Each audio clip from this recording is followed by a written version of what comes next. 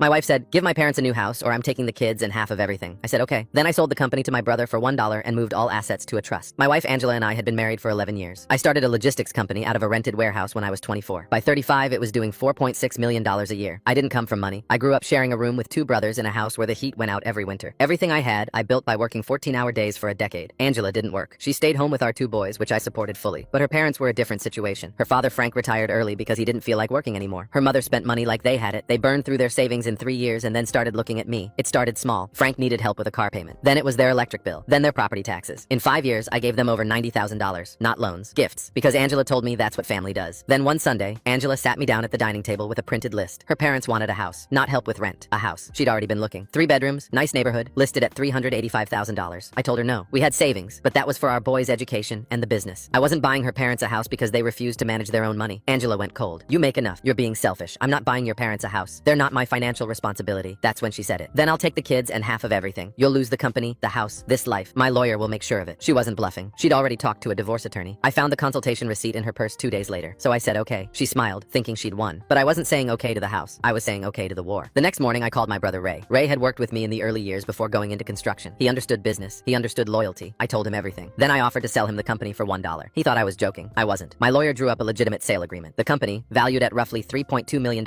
in assets and contracts, transferred to Ray for $1. It was legal. I wasn't hiding assets. I was selling my business to my brother